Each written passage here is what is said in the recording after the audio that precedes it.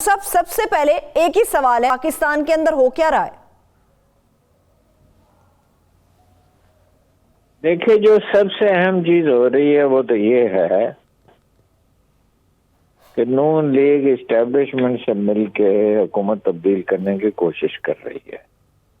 اب ہم نہیں کہہ سکتے، اس میں دعوے بہت کیے جا رہے ہیں کہ کیا چیز رونما ہو رہی ہے اور کیا چیز رونما نہیں ہو رہی۔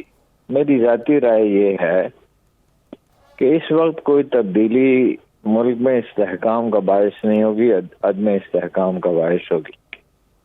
ایک نفسیاتی ماحول تیار کیا جا رہا ہے کہ مارچ یا اپریل میں یا زیادہ سے زیادہ مئی میں عمران خان صاحب کو رخصت کر دیا جائے، لیکن اس سے ملک میں استحکام نہیں آئے گا، عدم استحکام آئے گا۔ اس سے مہنگائی کم نہیں ہوگی، بڑھے گی۔ اس سے بے روزگاری کم نہیں ہوگی، بڑھے گی۔ یعنی عمران خان صاحب نے تو کوئی کارنامہ انجام نہیں دیا۔ اس کی وجہ یہ ہے کہ ان کی ترجیحات درست نہیں تھیں، وہ احتساب پہ زور دیتے رہے، باقی چیزوں پہ انہوں نے توجہ نہیں دی، اور ان کے مشیر بھی اچھے نہیں تھے، اور وہ مطلب اس میں تفصیل بیان کرنے کی ضرورت نہیں ہے۔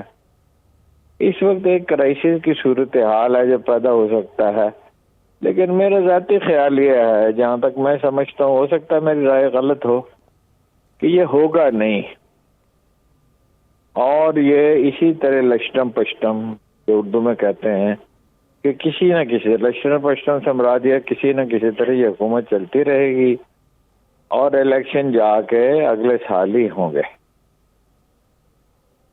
اچھا، ٹھیک ہے۔ تو امیدیں کیا ہے ہارون صاحب؟ جو آپ نے ابھی ڈسکلوز کی ہے، بہت بڑی خبر دی ہے کہ نون لیگ حکومت تبدیل کرانے کی کوشش کر رہی ہے، تو ان کی اپنی پٹاری میں کیا ہے جو عوام کے لیے لے کر آئیں گے اگر عمران خان صاحب نے کچھ نہیں دیا تو؟ کچھ بھی نہیں ہے ان کی پٹاری میں۔ انہیں وہ قرضے لیں گے بہت بڑے پیمانے پر، اور ان کی فطرت ثانیہ ہے لوٹ مار، وہ اس سے باز نہیں آئیں گے۔ اور عمران خان صاحب کا مسئلہ یہ ہے کہ ان کے پاس اللہ کے فضل سے نالائق ترین مشیر ہیں، وہ کوئی کارنامہ انجام نہیں دے سکتے، وہ چیزوں کو سلجھا نہیں سکتے، لیکن نون لیگ بھی نہیں سلجھا سکتی۔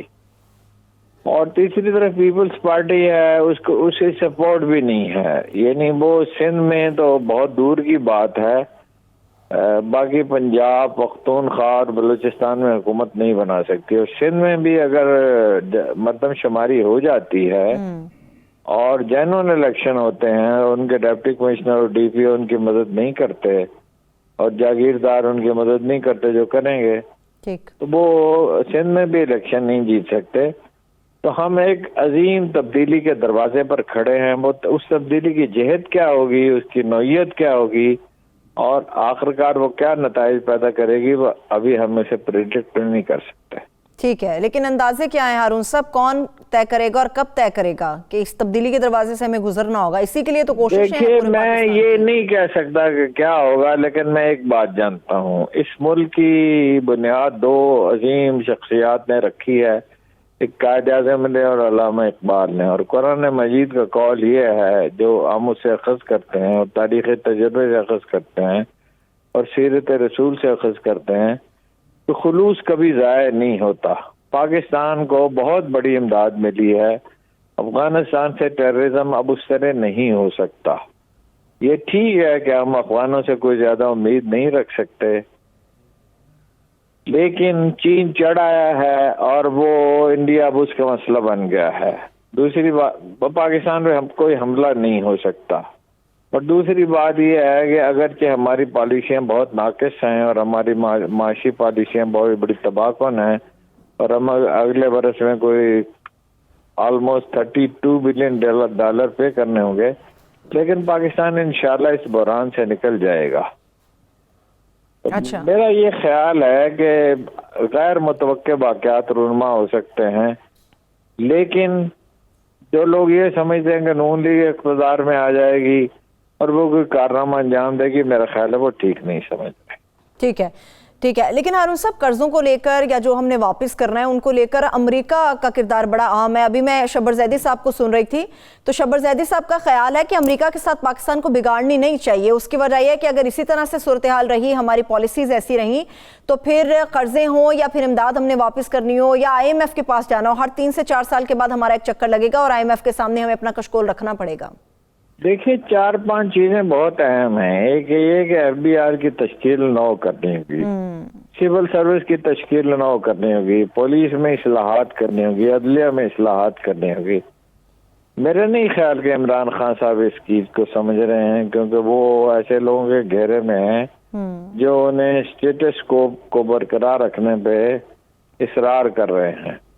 ٹھیک، تو اب ملک اس کا متحمل نہیں ہو سکتا کہ صورتحال جوں کی توں رہے. بہت بڑی اصلاحات کرنی ہوں گی.